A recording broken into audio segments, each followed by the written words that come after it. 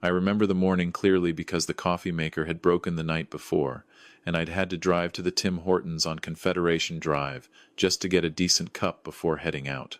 It was early March, that particular kind of cold that settles into your bones before the sun has had a chance to argue with it. I sat in the parking lot of the storage facility on the edge of town, holding that paper cup with both hands, looking at the roll-up door to Unit 47, the unit that had my name on the lease, the unit that held what remained of 31 years of a life I thought I understood. My name is Gerald Whitmore. I was 63 years old that morning, recently retired from the city's infrastructure planning department, and I had just signed the papers on a property I'd worked toward for the better part of a decade. A secondary dwelling on 2.5 acres outside of Saskatoon. Nothing fancy, a modest bungalow with a detached workshop, a small pond that froze solid from November to April, and enough distance from the nearest neighbor that I could hear myself think. I had paid $480,000 for it. I had been proud of that. I had called my daughter in Halifax the evening of the closing and told her that her old dad had finally done something right. What I didn't know that morning, sitting in that parking lot with my Tim Hortons cup and my quiet satisfaction, was that someone had been inside my new property the previous weekend. Not a stranger, not a trespasser. My son-in-law. The phone rang just as I was finishing the coffee. I didn't recognize the number, but it had a Saskatchewan area code, so I answered. The man on the other end introduced himself as Douglas Fair. He told me he had owned the bungalow on Whitmore Road, which everyone had started calling that as a joke when I bought it, my daughter included, for 11 years before selling it to me. He spoke carefully, the way people speak when they're not sure how the other person is going to react. He said he needed to tell me something, and he asked if I was sitting down.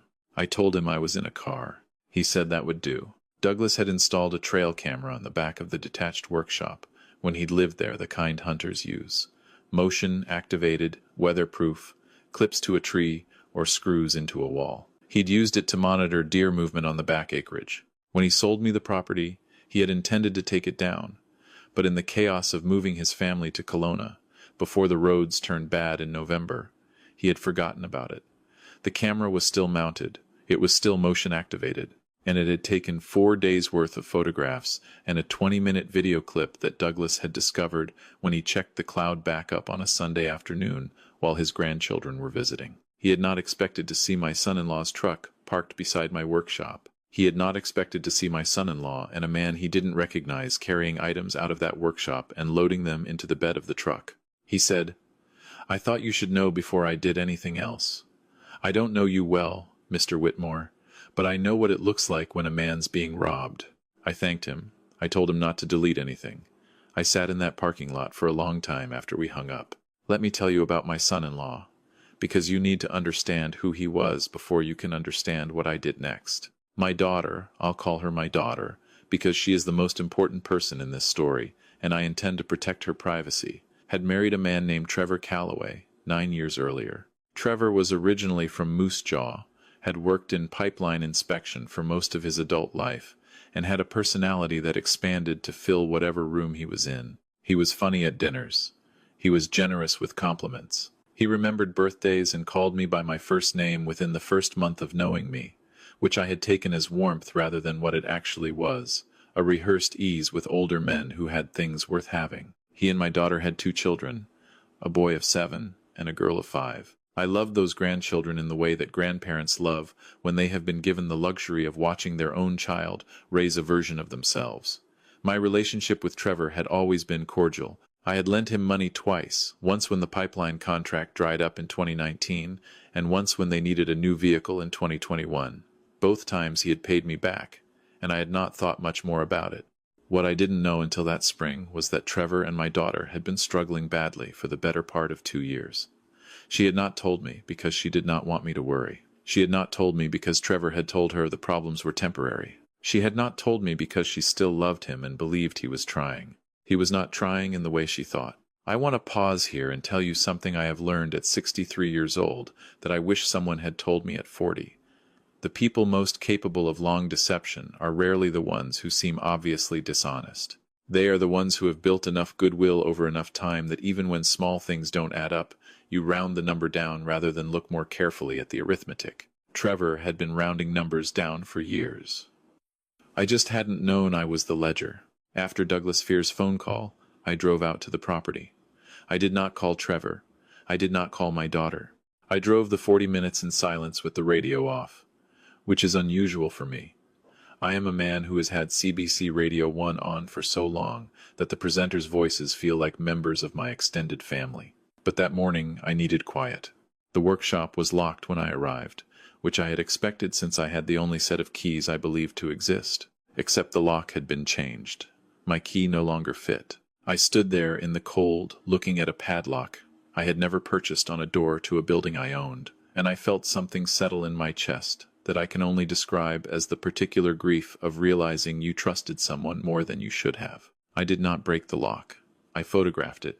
I took photographs of the tire tracks in the mud beside the workshop door. I walked around the back of the building and found Douglas's camera exactly where he'd told me it would be screwed into a board just under the roof eave, angled toward the workshop door and the driveway. I did not touch it. Then I drove to the lawyer's office in town. My lawyer had done my real estate closing and had known me professionally for 4 years. She was a thorough woman who asked twice as many questions as most people and had a habit of letting silences stretch past the point of comfort until the other person felt compelled to fill them with honesty. I have always admired that. I sat across from her and told her everything Douglas had told me, and I laid my phone on her desk so she could see the photographs I'd taken that morning. She looked at everything carefully. Then she said, "Don't change that lock back. Don't confront him. Don't tell your daughter until we know exactly what's missing and what he has." I asked her why. She said, "Because right now you have documentation of what was done. If you confront him today, all you have is a conversation." That sentence has stayed with me. The following 2 days were among the most difficult of my life, not because of what I was doing, which was mostly waiting, but because of what I was not doing, which was calling my daughter. I spoke to her on the phone that Tuesday about a birthday card I needed to send her youngest, and I sat through that conversation, knowing what I knew and keeping my voice steady. And I want you to understand that this was not manipulation or cruelty. This was the deliberate act of protecting her from incomplete information. A half-told truth about the man she had built her life with would have caused damage I could not yet control. My lawyer contacted Douglas Fair and arranged to receive a copy of all camera files, the photographs, and the video clip. The video was 22 minutes long. Douglas had been right about what it showed. Trevor's truck arrived on a Saturday afternoon, 2 days after I had taken possession of the property, but before I had moved anything into the workshop, which meant what he was taking had already been there. The previous owner, Douglas, had left several items behind. When he moved to Kelowna, items he had sold to me as part of the property contents. 2 vintage Ski-Doo sleds from the late 1970s, fully restored, a compressor and set of pneumatic tools, shelving units of specialty fasteners and hardware that Douglas had collected over decades, a generator still in its original casing. We had valued these contents at $18,000 during the sale negotiation. Trevor had known about them because I had mentioned them at Christmas dinner, describing the property to anyone who would listen the way people do when they've done something they're proud of. He had made a copy of my key before I had the locks changed. The man with him, identified later through the investigation as a private buyer Trevor had already arranged, helped load the 2 Ski-Doos onto a flatbed trailer. The compressor went into the truck bed, wrapped in moving blankets. 4 boxes of hardware. The generator, the camera caught all of it. Timestamp, faces, vehicle plates. My lawyer filed a report with the RCMP. I want to be clear about what happened next, because I think it matters. I did not make that call out of spite or vengeance. I made it because what Trevor had done was theft. From me, yes, but also, in a different way. From my daughter, from my grandchildren, from the future I had worked to build partly with them in mind. And if I allowed it to go unaddressed, I would be teaching everyone involved, including myself, that it was tolerable. The investigating officer was professional and methodical. She reviewed the camera footage, the documentation of the lock change, and a statement from Douglas Fair, who agreed to cooperate fully from Kelowna. The private buyer, when contacted, surrendered the Ski-Doos quickly. He had paid Trevor $6,000 for them, and was more interested in not being charged as a receiver of stolen goods than in keeping machines he'd had for less than a week. Trevor was charged with break and enter and theft, over $5,000. Now I need to tell you about the conversation with my daughter, because this is the part of the story that people don't usually include, and I think it's the most important part. I drove to her home on a Wednesday evening. It was the kind of early spring evening in Saskatchewan where the light goes long and golden at around 6 o'clock, and you can almost convince yourself winter is finished, even when you know it isn't. I had called ahead to ask if the children were sleeping. She said they were in bed but not yet asleep. I told her I needed to talk to her, and that it was important. She heard something in my voice that she recognized as serious, because she met me at the door with her coat still on, as though she'd been waiting. We sat at her kitchen table. Trevor was not home. I told her everything in the order it had happened. The phone call from Douglas, the drive out to the property, the changed lock, the lawyer, the camera footage, the RCMP. I did not editorialize. I did not tell her what to feel or what to do. I laid the facts on the table the way you'd lay out a map and let a person find their own bearings. She was quiet for a long time after I finished. Then she said, "How long have you known?" I told her 4 days. She nodded slowly. She didn't ask why I had waited, which told me she already understood the answer. What followed in the weeks after that was hard in the way that honest things are hard, not sharp and sudden, but long and heavy. My daughter made her own decisions about her marriage. That is not my story to tell here, and I will respect it by not telling it. What I will tell you is that she was braver than I had given her credit for, which is a failing in fathers, and perhaps in most people who love someone and confuse protection with underestimating them. The legal process for Trevor took several months. He eventually pleaded guilty to the lesser charge of theft over $5,000. He paid restitution not to me, but into the arrangement my lawyer structured to flow toward my daughter's household account, which I insisted upon. The skidoos were returned. The generator was recovered. Most of the hardware was accounted for. The compressor was not. It had apparently been sold privately before the investigation concluded, and Trevor either could not or would not say where. I replaced the compressor myself. It was less about the object and more about the principle of not letting an empty space in my workshop become a daily reminder of what had happened there. I want to tell you about the morning I finally moved properly into that property. It was late April by then, past the worst of the mud season, and I had backed a rented trailer up the laneway and spent most of a Saturday carrying boxes into the bungalow, while a friend from my old department helped me dismantle some shelving in the workshop and rebuild it according to what I actually needed. We had brought coffee from Tim Hortons. I had a particular feeling about that brand by then, and at one point we sat outside on the step of the workshop in the afternoon sun, and I looked out at the pond, which still had ice at its edges but was open in the middle where the depth kept the cold from reaching, and I thought about the strange way that damage and rebuilding can happen inside the same season. My grandchildren came to visit in May. The boy, who was 7, wanted to know why there were tire tracks beside the workshop that I hadn't planted anything over yet. I told him that someone had parked there once, and that we were going to plant wild grass over the whole area in June, so that by July you wouldn't know anything had ever happened there. He thought about that and then asked if we could put a birdhouse on the workshop eave where Douglas's camera had been. I told him that was an excellent idea. We put the birdhouse up together that afternoon. He chose a cedar one from the farm supply store in town, and we mounted it at a height he approved of, and by the end of June there was a pair of tree swallows using it. My granddaughter named them Gerald and Doreen.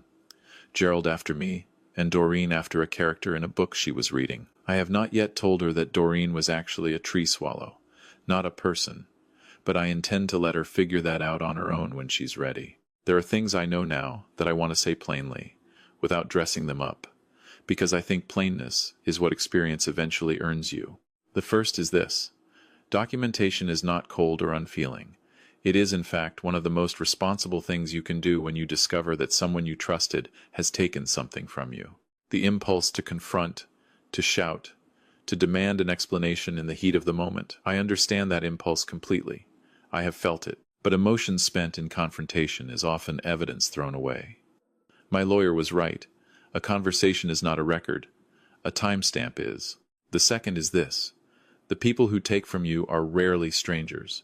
They are people who have studied you long enough to know what you have, what you value, and what you are unlikely to check on. This is not a reason to distrust everyone around you. It is a reason to pay attention. Quiet attention, the kind that doesn't announce itself. The third is something I learned specifically from watching my daughter navigate what came after, and it is the thing I am most grateful I witnessed. The person who is deceived is not responsible for the deception. This sounds obvious. It is not, in practice, obvious at all. My daughter spent several weeks carrying a weight she had no reason to carry, the weight of wondering whether she had missed signs, whether she had been foolish, whether she should have known. I want to say clearly, to anyone listening who has felt that same weight, someone else's dishonesty is not your failure of perception. Some people are simply practiced at making themselves believable. The remedy for that is not to become permanently suspicious. It is to act clearly and calmly when the truth eventually surfaces, and the truth, in my experience, reliably surfaces. The fourth is about property and what it represents. $480,000 is not a number I arrived at casually. It is the compounded result of decades of showing up to work on mornings when I didn't want to, of making careful decisions, of forgoing things I wanted in favor of things I needed, of planning in the particular methodical way that is perhaps less exciting than other approaches, but tends, over the long run, to produce results. When someone violates that, they are not only taking an object or a dollar amount, they are taking a portion of the time those resources represent. I think people should understand this clearly when they consider whether a theft is serious or minor. Time is not recoverable. The fifth is perhaps the most personal, and I offer it with the acknowledgement that it may not apply to everyone in the way it applies to me. I am 63 years old. I spent 31 years in a government department doing work that was useful, but rarely visible. I attended many meetings. I filed many reports. I mentored people who went on to positions I had wanted and did not get. I am not bitter about this. I made my choices, but I want to say that the bungalow on 2.5 acres outside of Saskatoon was, in a way that I find difficult to explain without sounding more sentimental than I usually permit myself, the first thing I had built entirely for myself. Not for a department, not for a committee, not even for my family, though they benefit from it. For me, for the version of myself that still wants to hear the ice crack on a pond in April and drink bad coffee beside a workshop at 6 in the morning. Someone tried to take from that, and they did not succeed. The birdhouse is still there. The swallows came back this spring. I don't know if they're the same pair or new tenants, but my granddaughter insists they are Gerald and Doreen, and I have decided not to complicate her certainty with ornithology. Some convictions are worth keeping unchallenged. If you're watching this and you've found yourself in a situation that feels like mine, where someone you extended trust to has used that extension against you, I want you to know that the instinct to absorb it quietly and move on is understandable, but it is not the only option. Document what you can. Speak to someone who knows how to handle it properly. Give the people around you the credit of being able to handle the truth when it's presented with care. And if you're watching this simply because you needed an hour that felt like someone else's life making sense in the end, I hope this one did that for you. Thank you for being here.